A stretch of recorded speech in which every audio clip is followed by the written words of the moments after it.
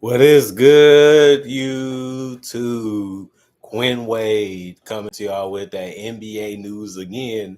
This time is on Jrue Holiday leaving the Boston Celtics to go to Portland, which doesn't really make that much sense. I'm not gonna lie to you. They got rid of Anfernee Simons, and they also included 2 second-round picks.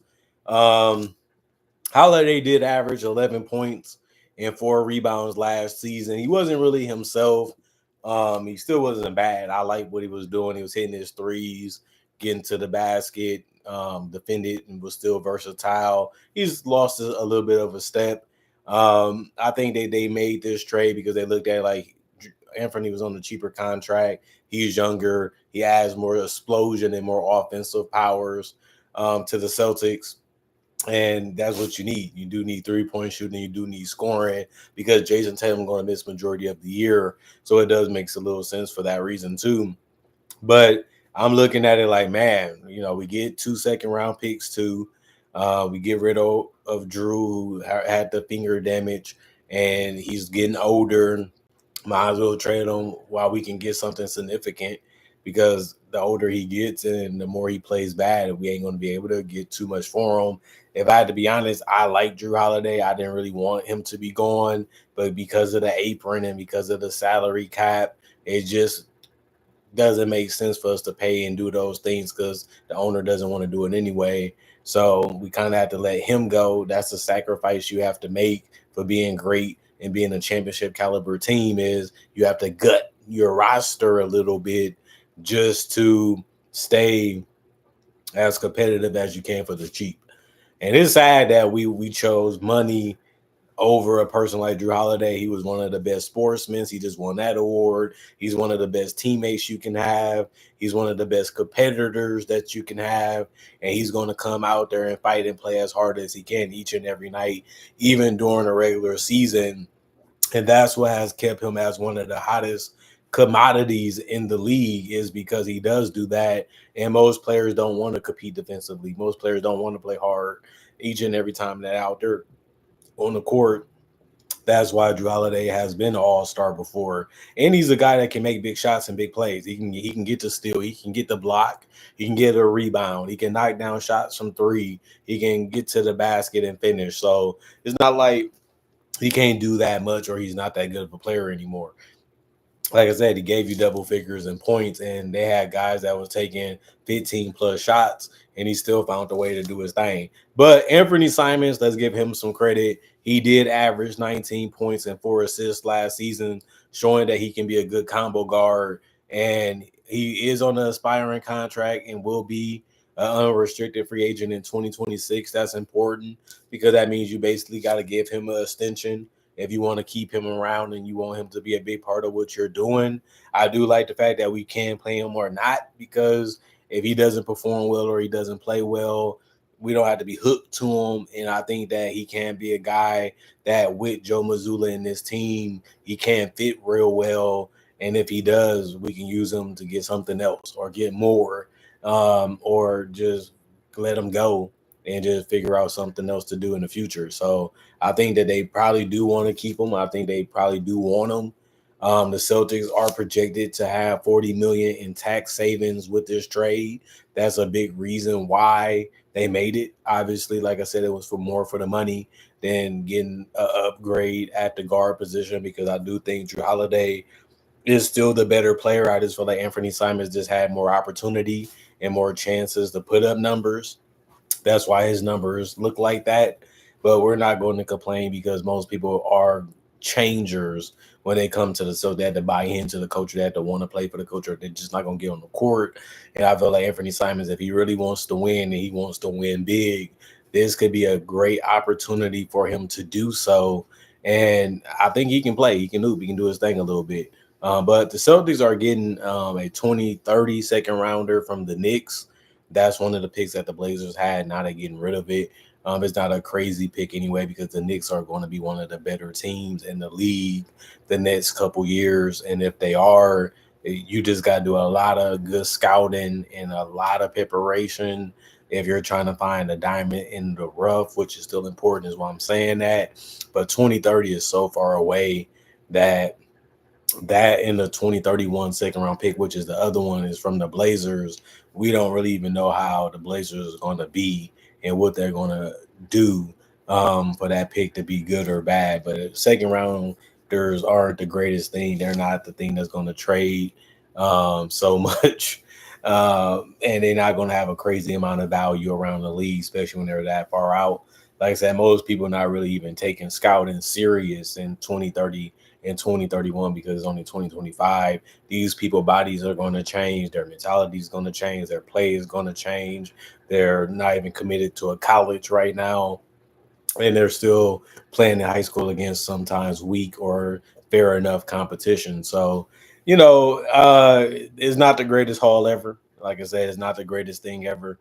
But we had to make this move just for financial reasons, and we still get a good player that can contribute and really be fire and really good scorer. So you can't really complain about that. Can't have your cake and eat it too. It's either you all in on this side or you all in on that side. And we picked the side that we wanted to be on. We was able to win a championship from it. It was worth it. That was the purpose of making that move. That was the purpose of doing it. Sucks that we have to backtrack a little bit to get it right again. But we didn't really expect Jason Tatum to be injured. And even if Jason Tatum was healthy, we still was gonna have to get rid of Jrue Holiday and Porzingis anyway. And I feel like some of these picks might be gone for somebody to take that Porzingis contract because he was sick, plus he's always injured, plus he is getting older. So we have to find a way to get rid of him so that way we can save you even more money. But I like him. I like him just like I like Jrue Holiday. We needed both of those guys to get the championship. Now we're just going to be a different iteration of the Celtics, and we just have to take pride in a new version of us. And I just hope Jason Tatum, prayers up that he can stay healthy, prayers up that he can come back. Don't rush. Take your time. We're gonna need you even in the future because you have shown that you're one of the best young players in the entire NBA, and you have been one of the most dominant. He averaged 30. He helped us win the championship. Jaylen Brown can't do it all by himself. He's going to have to do a lot this year, more than he normally does. But look at the spacing, look at the shooting, look at the size, look at the versatility and the switchability that we still have, even with losing, a guy like Jrue Holiday.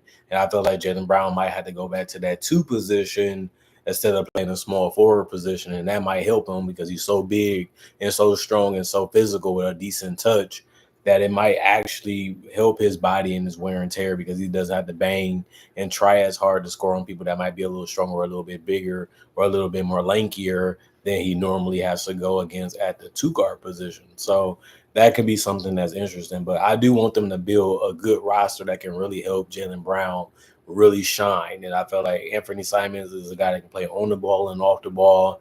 And he's also a little bit of an unselfish player, which he's going to have to do anyway in the Boston Celtics culture because we believe teamwork makes the dream work on both ends of the court. And he's really going to have to commit defensively because we haven't really seen any interesting footage of Anfernee Simons being a great defender basically his entire year in Portland. He wasn't really known for that. But I feel like he has, speed and quickness, and maybe he can use that to his advantage. And the Celtics are obviously going to help him out if he gets beat or, stuff like that because it is a team game. So you're not going to be perfect every possession. You got some tough guards in the league. And I do want to know if they're going to play him at the point guard or the shooting guard position too because you still do have Derek White, who usually plays that position. So if they want to bring Anfernee Simons off the bench, I think he can be great for that. If they want to start him, he has to earn some respect. He has to put in some work because we do have a lot of guys that's already more proven and already shown that they can do it. And I still want the Celtics to continue to look at it like we can save money, but we still want to be a playoff team. We still want to make sure if Tatum comes back, he's in a great position to still be able to compete for championships. And that's why we really want him. But as long as we got Jaylen Brown and a good supporting cast and some good spacing, we can compete and win enough games. You got to play against the bad teams in the league, the good teams in the league. We still be a great team in this league with the talent that we have, possibly going into the draft and in free agency. And if something goes a little crazy, we can always make the right decision by just looking through them and making sure we're on top of what we need to be on top of to make sure that that's the best decision for the team and the organization, which we have did a great job of since the 1950s. That's why the Celtics have the most championships in NBA history, regardless of who ends up owning them or who's coaching them, because we just make sure we're making the educated choice. Other than that, comment, like, subscribe, share, notification bell for more analysis. And if you're new to the channel, I do conversation videos just like this about various NBA only topics. I also do breakdowns of real footage of legends, current legends, rookies, and other future stars. I also do mock drafts and draft coverage. So if you love that type of stuff, this is the channel for you. Plus, I got over 3,000 plus videos already on my channel that you can watch and you can enjoy. Not only that, I also got breakdowns with real footage that you would love to see, and I got more on the way, more tributes to great players that already passed the game and retired, but had left a great impact on the game and helped change the game and shape it to what it is. Not only that, I also would say I got a lot more love for y'all and appreciation for y'all for watching the content, enjoying the content, and always coming back to spend more time with me and listen to what I have to say. And that's a 50-50 reason why this channel is still on and still going, is because y'all love what I make and I love making it for y'all. And that's the holy trinity of this channel: YouTube, us, and me. Make it all make sense. You know, the fans, me, and YouTube. This is the platform that really allowed me to show who I really am and be who I really am and be loved and appreciated for it. Other than that, hope you guys enjoying your weekday. More news is going to be around. I'm going to be covering as much as I can. I'm going to be going live on the NBA draft on Wednesday, so y'all can watch the draft with me like I did before, and that should be something fun that y'all should look forward to also. And I got summer league content coming up, preseason content coming up, award previews coming up if it's meant for me to make and meant for me to live long enough to be able to get to that point, obviously. And other than that, thank y'all for watching. Thank y'all for continuing to support the channel, even in the past. And also, if you want to do that in the future. And other than that, I hope you guys are excited about the off season and the draft. So I am, and the championship was won, and the NBA is already moving and giving us more things to watch and talk about still to this day. And man, it's already just one day after, and now we have even more news of a trade and a signing that already done happened, and it's giving us so much stuff to be excited for, to see where our teams are going to be at coming into the season, and seeing who really wants to go all in on winning and who's trying to go all in on just surviving another year in a position that they're at or trying to get or not trying to get. And that's just how the game can be, and that's just how it is. Other than that, I'm going for now. I'll see y'all guys later today or most likely tomorrow with more NBA coverage and content and more analysis and more love for the game. And we love this game so much that we keep coming back to it in some form or fashion. And it's just a beautiful thing to do when the game is just great and so much of a blessing for us. Other than that, I'm going for now. See you guys later. Peace out, and y'all stay blessed up.